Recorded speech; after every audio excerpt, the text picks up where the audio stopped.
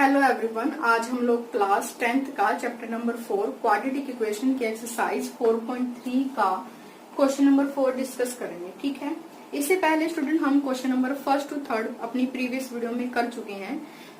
हम लोगों ने स्टूडेंट 1 to 3 जो क्वेश्चन हम लोगों ने किए हैं वहां पे हमने क्या स्टडी की है कि आप लोगों को क्वाड्रेटिक इक्वेशन ऑलरेडी गिवन होती थी। आप क्या करते थे, क्वाड्रेटिक इक्वेशन के अकॉर्डिंग अपने किसी भी मेथड के अकॉर्डिंग आप उसको सोल्व करते थे और आप वहां से अपने रूट फाइंड आउट कर लेते थे। ठीक है, बट यहाँ पे क्वेश्चन नंबर 4 में हमारे पास क्या है स्टूडेंट कि आप लोगों को एक स्टेटमेंट गिवन है।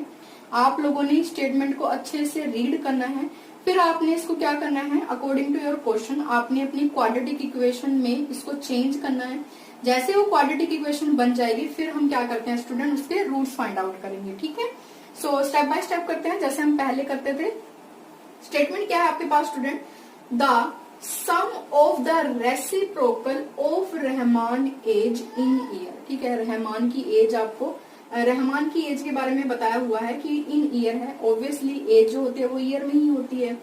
3 year अगो, 3 साल पहले, and 5 year from now is आपके पास क्या है 1/3। Find his present age. कहने का क्या मतलब हुआ स्टूडेंट कि आप लोगों को रहमान की प्रेजेंट एज के बारे में कंफर्म नहीं है। ठीक है, बट हाँ आपको 3 साल पहले और 3 साल बाद, मतलब अब से लेके जो उसकी प्रेजेंट होगी उसके बाद के 5 साल के एज के बारे में आपको गिवन है कि ये सब होगा। ठीक है, लेकिन जब हमें प्रेजेंट के बारे में ही कंफर्म नहीं है तो हम कैसे 3 year अगो और आफ्टर 5 year बता सकते हैं। तो हम क्या करेंगे स्टूडेंट, जब हमारे पास ऐसी सिचुएशन क्रिएट हो जाती है तो हम क्या करते हैं, एज को क्या कर लेते हैं, अज्यूम कर लेते हैं ना। तो हमें इसकी रहमान की एज अभी कंफर्म नहीं है तो उसको क्या कर लेंगे, लेट कर लेंगे कि लेट रहमान, ठीक है, Rahman present age be x year. देखो हमें पता नहीं था तो हमने अज्यूम कर ली कि वो क्या होगी, एक्स ईयर होगी स्टूडेंट। ठीक है, अब अपने क्वेश्चन के अकॉर्डिंग जो जो हमें गिवन है ना उसका हम यूज करते जाते हैं। तो इसने क्या कहा कि जो रहमान की एज है वो 3 year अगो, देखो 3 साल पहले, अभी की मुझे एज क्या कंफर्म है, एक्स है, तो 3 साल पहले क्या होगी, तो एक्स में से क्या कर दो, 3 को माइनस कर दो, तो हमारे पास क्या है 3 साल पहले के बारे में पता चल जाएगा। तो करते हैं यहाँ पे क्या हो जाएगा कि यहाँ पे ले लेते हैं हमारे पास 3 year ago.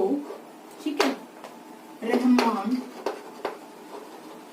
Rahman as was क्या होती हमारे पास x -3 year, ये आ गई। ठीक है, अब उसने क्या कहा, एंड 5 year फ्रॉम नाउ, अब से जो आज उसकी एज है उसके 5 साल बाद उसकी एज क्या होगी स्टूडेंट, जो हमारे पास प्रेजेंट एज है, हम बाद की बात करें तो उसमें क्या कर देंगे, प्लस कर देंगे। तो यहाँ पे क्या आ जाएगा आपके पास 5 year from now Rahman age will be कितनी होगी स्टूडेंट, x +5 year। ठीक है, तो अब से लेके 5 साल के बाद जो रहमान की एज होगी वो कितनी होगी, x +5 होगी। ठीक है, ये तो हो गया जो अभी तक हम लोगों ने जो इसके क्वेश्चन में 3 year अगो और 5 year के बारे में बात की थी, यहाँ तक का हमारा पार्ट हो गया। ठीक है, अब इसके बारे में समझते हैं स्टूडेंट, ये क्या गिवन है, द सम ऑफ रेसिप्रोकल। ठीक है, sum of the reciprocal of किसकी, Rahman age 3 year ago and 5 year from now is आपको क्या गिवन है 1/3।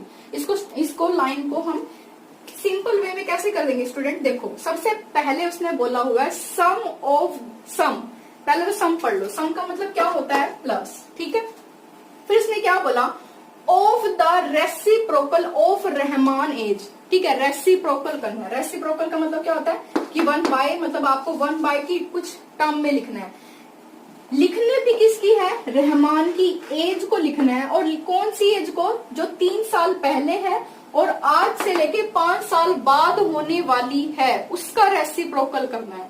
तो अभी हमने यहाँ पर 3 year वाली लिखी है ना कि 3 साल पहले वाली एज क्या होगी, तो रेसिप्रोकल इसका होगा 1/x ठीक है, 1/x-3 एंड 5 ईयर वाली, तो ये वाली थी ना 5 ईयर फ्रॉम नाउ, रहमान की एज क्या होगी 1/x+5, ठीक है।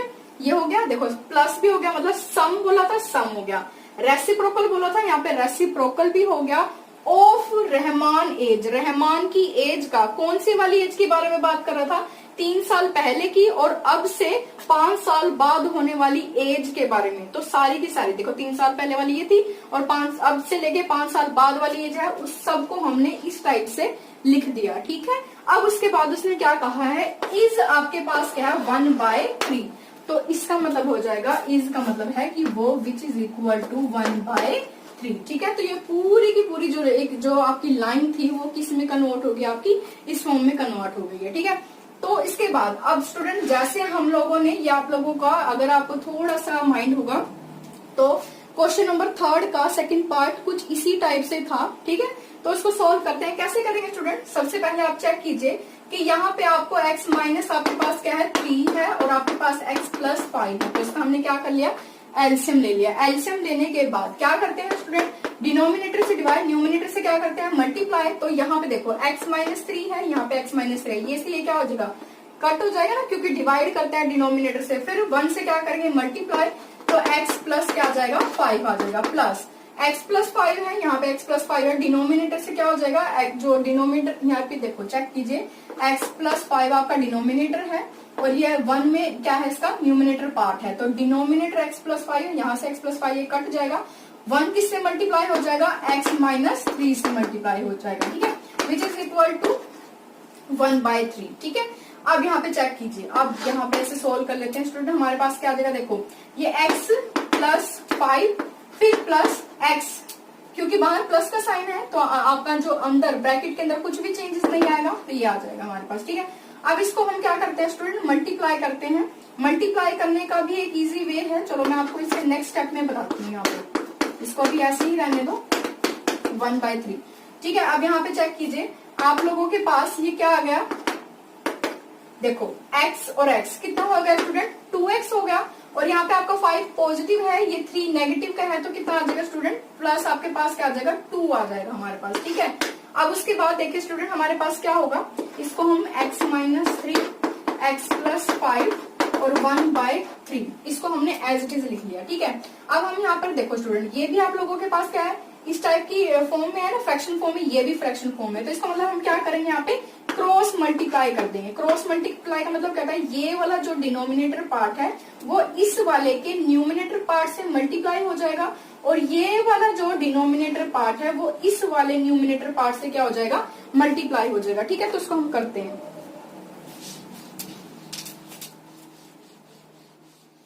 कैसे होगा स्टूडेंट, तो हमारे पास क्या है 2, आपके पास क्या है x+2, किससे मल्टीप्लाई करने के लिए बोला है मैंने 3 से, विच इज इक्वल टू आपके पास क्या हो जाएगा ये पेयर x-3 और x प्लस आपके पास क्या है 5, किससे मल्टीप्लाई हो जाएगा 1 से, ठीक है। अब हमने यहाँ पर क्या करना है, देखो ये 3 इंटू में है, इसका मतलब मल्टीप्लाई में है, तो ये हर एक एलिमेंट के साथ मल्टीप्लाई होगा, तो इसका क्या आ जाएगा 6x प्लस 3 2 से क्या हो जाएगा 6, विच इज इक्वल टू। अब देखो इसका क्या इजी सा सॉल्यूशन है स्टूडेंट, कि जब भी आप लोगों को इस टाइप की जो 2 आपके पास क्या है ऑर्डर्ड पेयर हो और आपको इसकी प्रोडक्ट करनी हो, तो क्या करते हैं, सबसे पहले जो फर्स्ट एलिमेंट है, ठीक है, आपने इसको पिक करना है, आपके पास x आ गया, इसके बाद जो भी आपका सेकंड ब्रैकेट में जो भी लिखा हुआ है, ठीक है, उसको एज इट इज लिख दो।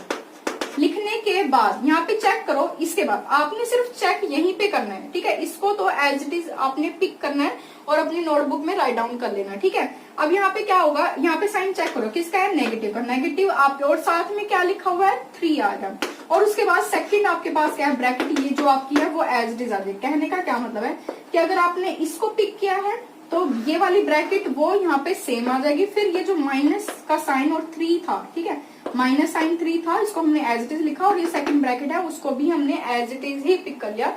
इससे करने से क्या होगा स्टूडेंट, आप लोगों की प्लस माइनस की गड़बड़ नहीं होगी। अगर आपको दूसरा मेथड आता है कि हम इसको इसके साथ कर सकते हैं, इसको साथ कर सकते हैं, तो वो आप बेटर है कि वो आप जिस भी तरीके से करो वो आप कर लेना, ठीक है।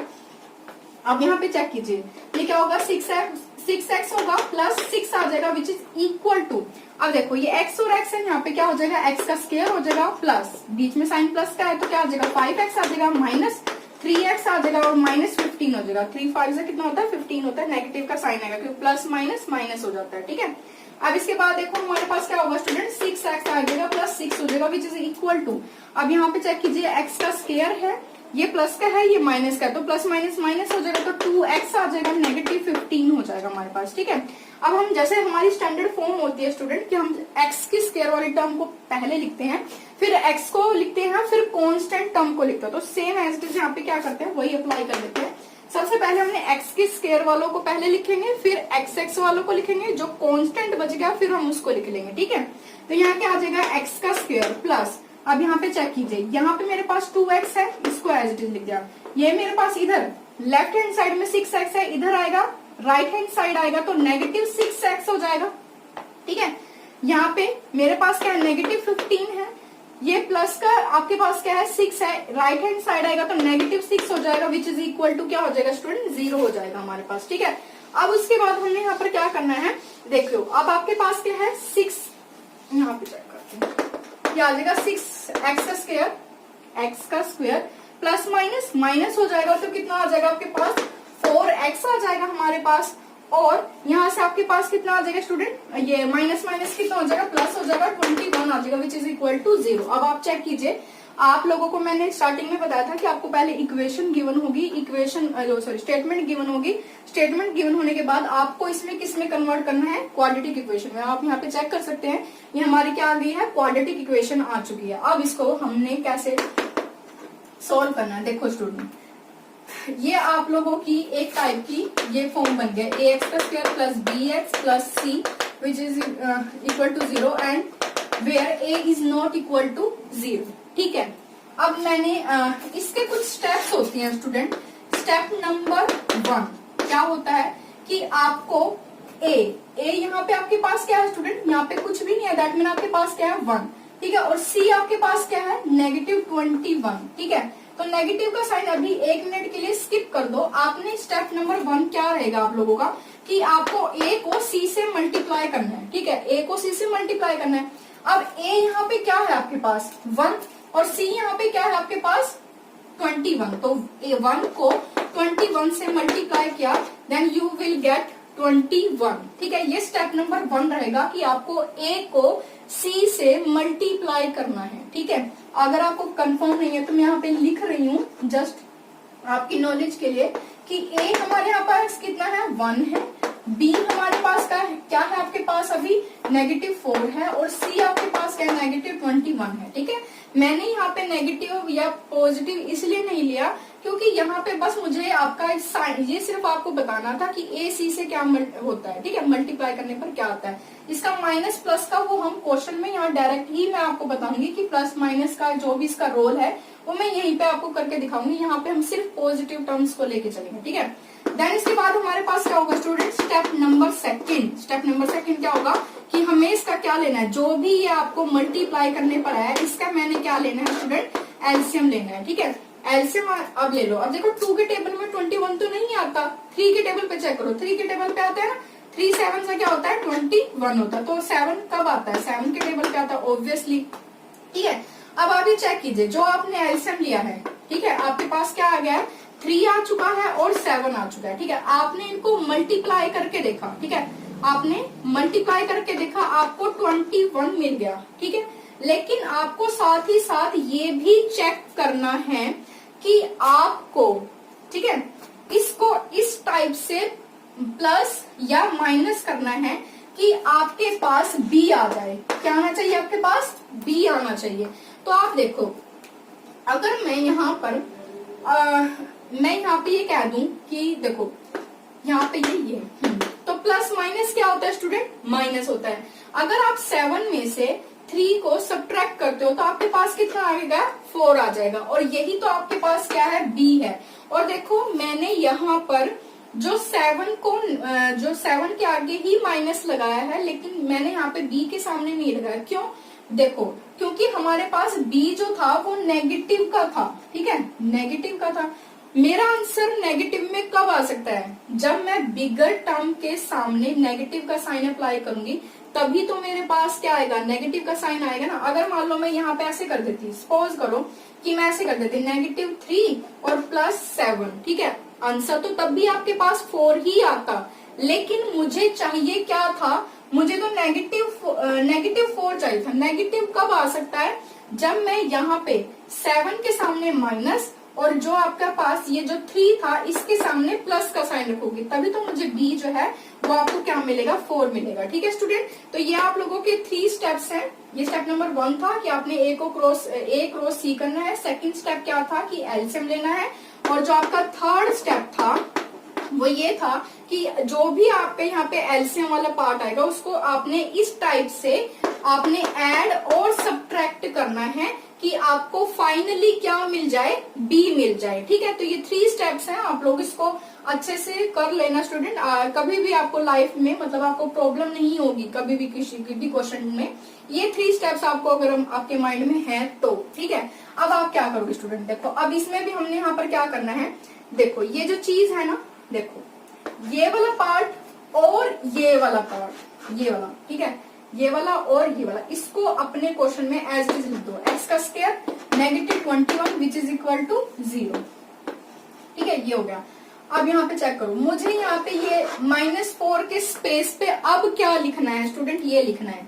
ठीक है, क्या लिखना है मुझे, ये लिखना है। तो हम यहाँ पे लिखेंगे, हमारे पास क्या आ जाएगा, -7। देखो क्योंकि मुझे नेगेटिव वाले जो बड़ी टर्म होती है उसके सामने माइनस वाला था, तो मैंने यहाँ पे -7x और +3x लिख दिया। ठीक है, और देखो यहाँ पे क्योंकि ये 4 आपके पास क्या था, x था, इसीलिए मैंने यहाँ पे भी x अप्लाई किया, यहाँ पे भी आपको x अप्लाई करके दिया है। ठीक है, देन हमारे पास क्या हो जाएगा स्टूडेंट, अब देखो यहाँ पे x का स्क्वायर है तो मैं एक x, देखो यहाँ पे x का स्क्वायर है, यहाँ पे x है, तो मैं एक x कॉमन ले सकती हूँ, तो x कॉमन ले लिया, आपके पास क्या आ जाएगा, x आ जाएगा, माइनस आपके पास 7। आप अपने मल्टीप्लाई करके चेक करो, आपको यहाँ पे देखो x से मल्टीप्लाई करो, x का स्क्वायर मिल जाएगा, नेगेटिव है बीच में, नेगेटिव आ रहा है। अब आप x को 7 से मल्टीप्लाई करो तो 7x मिल जाएगा। ठीक है, अब यहाँ पे चेक करो कौन सा साइन है स्टूडेंट, प्लस का साइन है, तो प्लस मैंने यहाँ पे लिख दिया। ठीक है, अब 3 हमारी कोशिश क्या रहती है स्टूडेंट, जो भी आपने यहाँ पे ये जो पेयर बनाया, जो भी आपका इस ब्रैकेट के अंदर वाला पार्ट है वो सेम हमें दूसरी ब्रैकेट में भी मिलना चाहिए,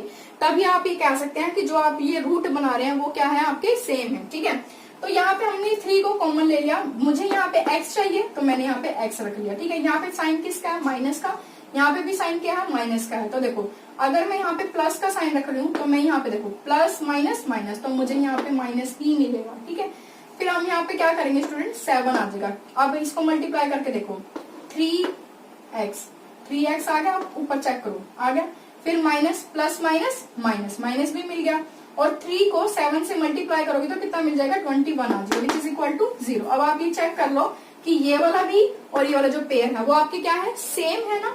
तो इसका मतलब जो ये दो आपके पास सेम होते हैं उसको हम कितने टाइम लिखते हैं, 1 टाइम लिखते हैं। और ये वाला x फिर प्लस फिर 3, तो x + 3 which is equal to 0। अब आपको ये भी पता है, वी नो कि अगर a into b equal to 0 होता है, या तो a इक्वल टू 0 होता है या b इक्वल टू क्या होता है, 0 होता है। तो इसका मतलब क्या हो जाएगा स्टूडेंट, x - 7 इक्वल टू 0 और x + 3 which is equal to 0 हो जाएगा। इसका मतलब क्या हो जाएगा स्टूडेंट, x इक्वल टू क्या हो जाएगा, +7 हो जाएगा और x इक्वल टू -7 हो जाएगा। अब आप चेक कीजिए, हमने यहाँ पर क्या कहा था, रहमान की एज हमने लेट की थी, वो क्या ली थी, x ली थी।